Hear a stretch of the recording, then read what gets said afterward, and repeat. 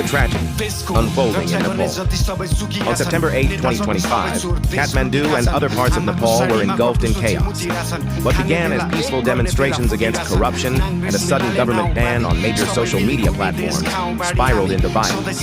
Thousands of young people, many of them high school and college students, marched demanding justice, accountability, and freedom of expression. Instead of dialogue, they were met with rubber bullets, tear gas, and live ammunition. By the end of the day, at least 24 lives were lost, most of them young people full of dreams for the future. More than 100 others were injured, some critically. Streets turned into battlefields, hospitals overflowed with wounded, and families were shattered in an instant. The pain and betrayal. The pain runs deeper than the number of deaths. Parents sent their children to study, not to die on the streets. Protesters chanted for justice, not knowing those would be their last words. A nation already struggling with unemployment, migration, and corruption now bears fresh scars of bloodshed at the hands of its own government. There is a sense of betrayal. Young people feel silenced, neglected, and dismissed by leaders who should have been listening to them.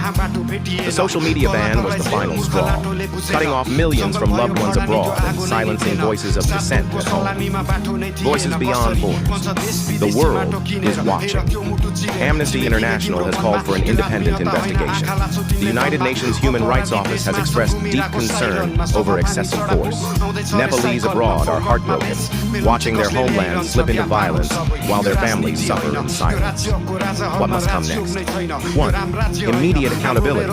Independent investigations into the killings, with officers and officials responsible held to account. 2. Lift the social media ban. Restore freedom of communication, speech, and connection, especially for families separated across borders. 3.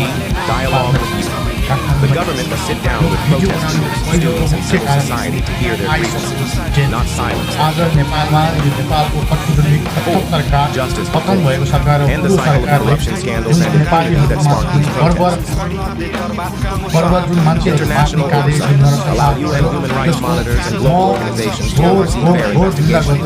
Heartfelt truth. The young lives lost cannot return.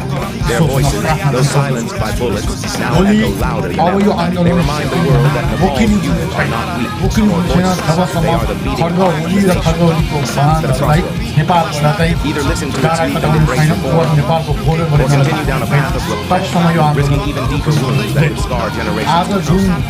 This is more than politics. It's about humanity, dignity, and the future of a nation.